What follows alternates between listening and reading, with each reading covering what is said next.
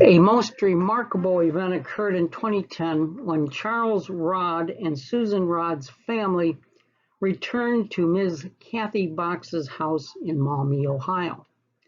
Remarkable because Charles Rodd Sr., born 1845 and died 1926, and Susan Rodd, born 1843 and died 1920, married in 1869, passed away in the 1920s before their return in 2010.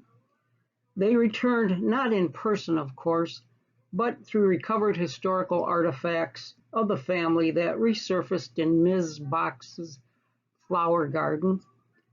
Here you see the Rodd family and house with Susan Rodd and an unidentified boy circa 1900. The Box residence is located at 514 Wayne Street in Maumee, Ohio, as indicated by the gold star in the USGS topographical map, 7.5-minute quadrangle, Maumee, Ohio. The lot, with the house and garage, originally a barn, is listed as parcel 36-11574 with a frontage of 52 feet and a depth of 132 feet, totaling 0.162 acres. The house is wood frame and is said to have been built in 1887 based on historical publications, but census data and deeds indicate it was originally built by 1870. The Rodd family owned and occupied the house from 1870 to 1926. Later, this was the home of Mr. and Mrs. George McIntyre, where George served 4 terms on Maumee City Council, including 1 term as president, and was mayor of Maumee City from 1953 to 1960. This video reviews what little is known about the family history, and the recovered artifacts exist to provide some understanding of the family's cultural lifeways during the late 19th and early 20th centuries. The U.S. Census for 1870 shows Charles Rodd, age 25, white male, a laborer born in Ohio, and a U.S. citizen. The census also shows Susan Rodd, age 26, white female, as keeping house, born in Prussia, now Germany, whose mother and father were of foreign birth.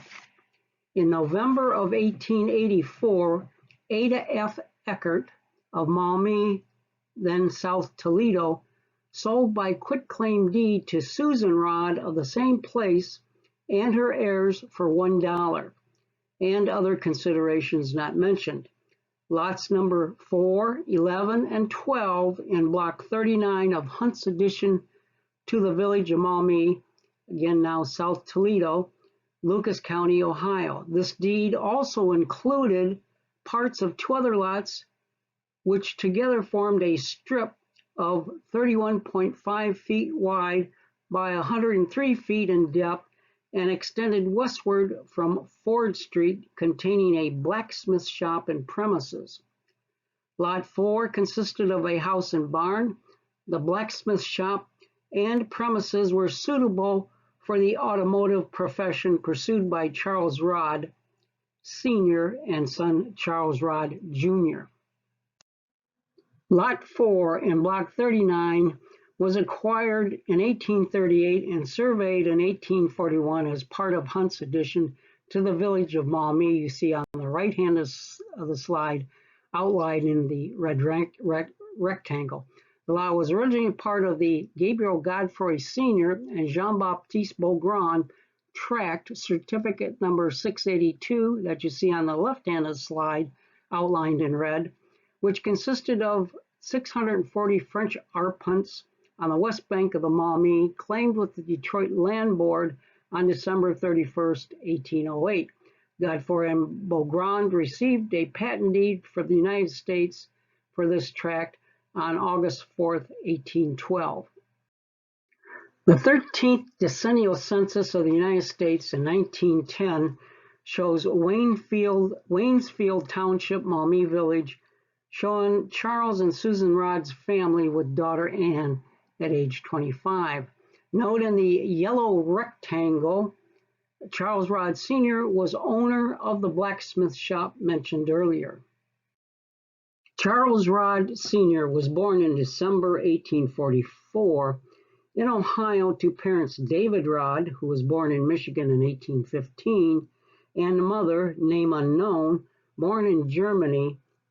In the 1850 U.S. Census, David Rod was listed as a 35-year-old farmer born in Michigan, living at dwelling house number 316, family 322 in Waynesfield, Lucas County, Ohio. He was listed as a blacksmith and a laborer in the U.S. Census records from 1870 to 1904. Susan Rod was born on October 3, 1842, to parents Christian Steffers and Catherine Bettelin Steffers of Prussia, now Germany. Her family immigrated to the Toledo Maumee area in 1850. Susan became a naturalized U.S. citizen in 1864 who could speak, read, and write English. Her father died on March 3, 1860, and was buried in St. Joseph's Catholic Cemetery in Maumee, Ohio. Susan married Charles Rod in 1869, and her occupation was listed as keeping house in the 1870 and 1900 censuses. Together they had 7 children, of which 5 survived into adulthood and 1 grandchild listed in 1880. Here you have the descendants of Charles Rod Sr. and Susan Rod. Catherine Rod, born in 1872. Peter Rod, born in 1876 and died on April 16, 1876, at the age of 5 months and 2 days. Charles Rod Jr. was born in 1877 and is also listed as a blacksmith. Lee Hales A. Rod, born 1878, and Ann M. Rod McIntyre, born 1881. There is also listed a daughter listed as Infant Rod on a headstone in the St. Joseph Catholic Cemetery in Maumee, Ohio, and Helen Rod, granddaughter, born October 1889. Here you have an undated and unaddressed postcard of the Rod family house and barn circa 1900.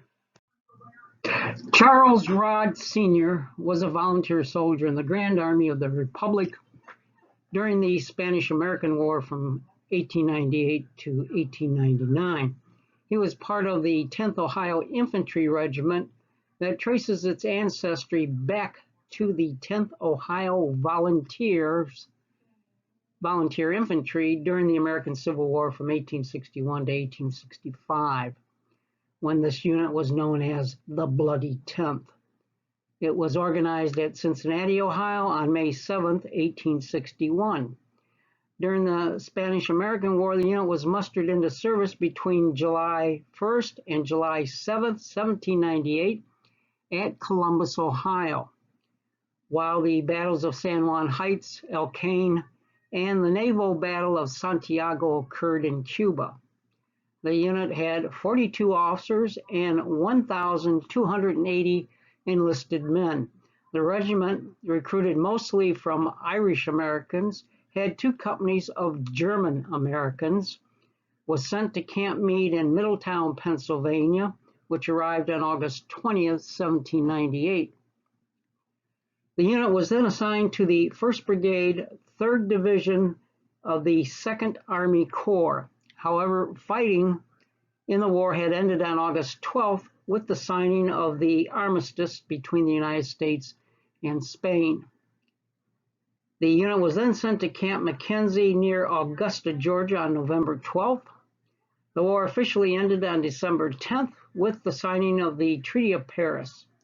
The 10th Ohio Volunteers were mustered out of military service on March 23rd, 1799 at Camp McKenzie. During its service, 21 men died of disease, 2 died of accidents, 2 were court-martialed, 31 discharged on disability, and 28 deserted. Susan Rod was a member of the Relief Corps 36 of the Women's Relief Corps of Ohio, which was associated with the Grand Army of the Republic during the Spanish-American War of 1898 to 1899. Charles Rod Sr. died February 23, 1926 in Maumee City of influenza and was buried on February 25, 1926 in St. Joseph Catholic Cemetery in Maumee, Ohio. Susan Rod died 6 years earlier on May 3, 1920 in Maumee City of heart disease with contributory heart bleeding, and she was also buried in St. Joseph Catholic Cemetery. Ms. Box, the homeowner, collected hundreds of broken pieces of ceramics, glass, metal, and other materials that were mostly unrecognizable recovered from her flower garden beds.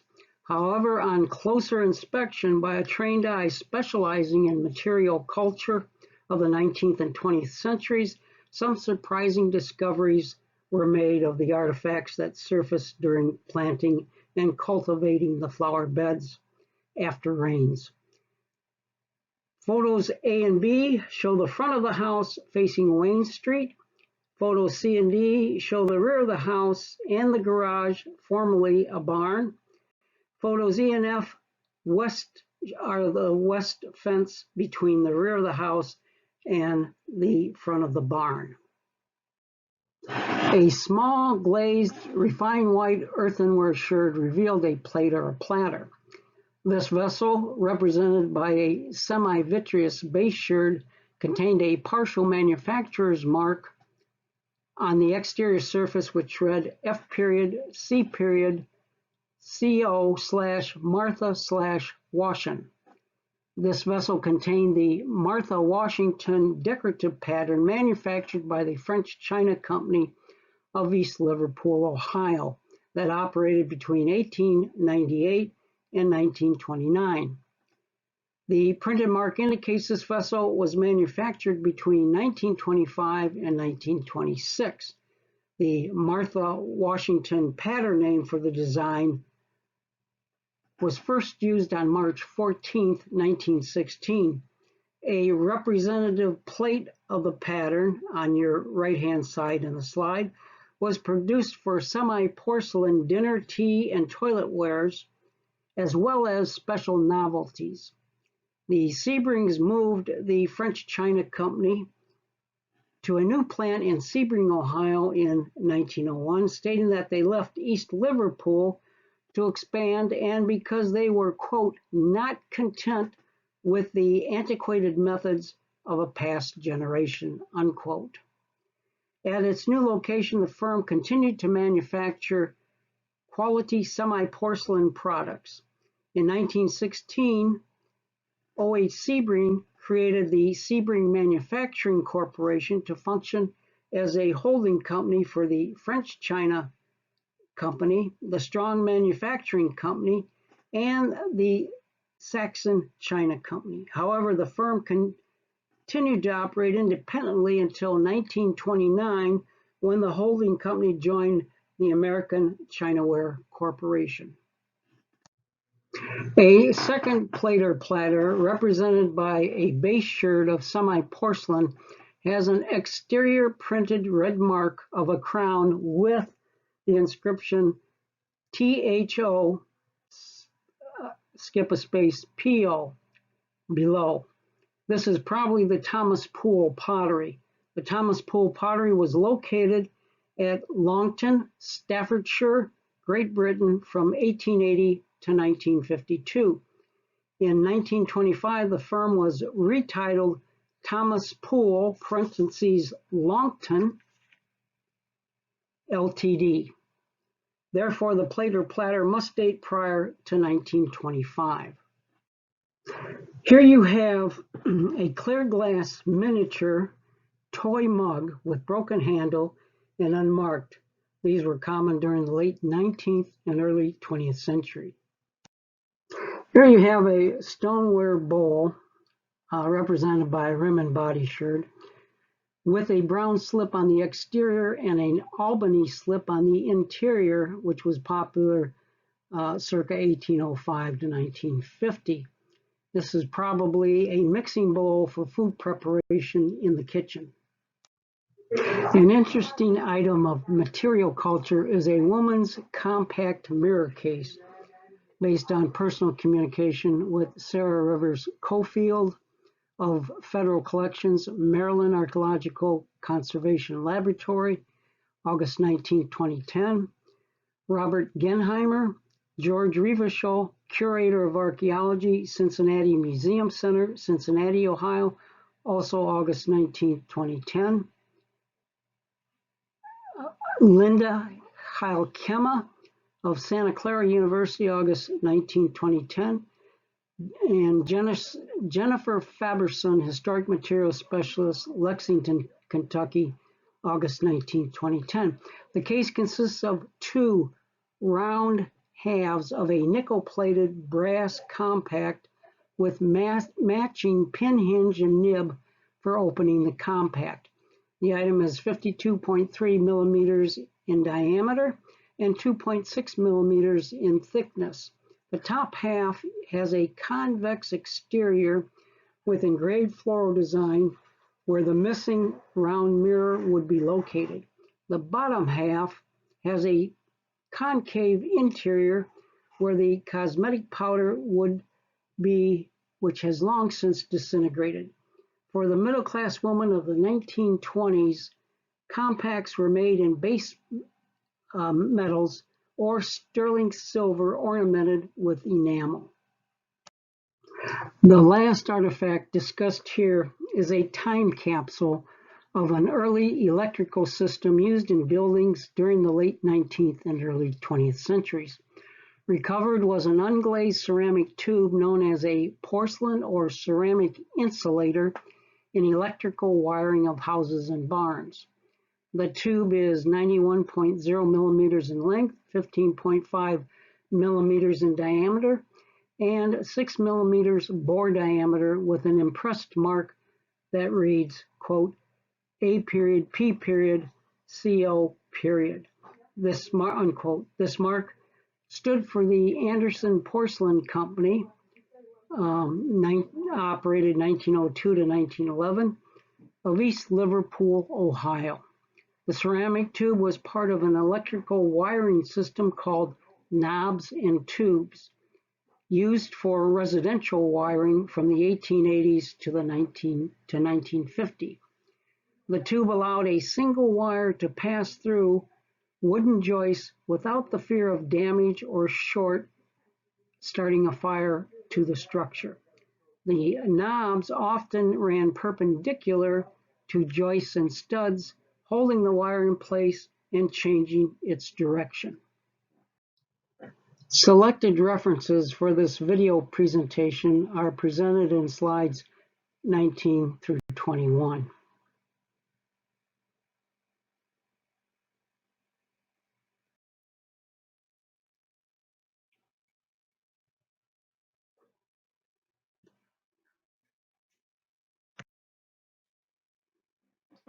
In conclusion, who were Susan and Charles Rodd? Susan and Charles' mothers were immigrants from Prussia, now Germany, who became naturalized U.S. citizens. Were they people of wealth and importance, merchants, tradesmen, or poor suburban dwellers? Were they part of the elite power structure of the local area or region, or only common everyday folks, part of the great mass of humanity forgotten by time and recorded history? What little documentary, photographic, and archaeological evidence exists suggests the family were middle-class tradesmen and the women as homemakers when they married. Charles Rodd was a blacksmith working in the new automobile industry of the early 20th century, and Susan Rodd was a devoted homemaker.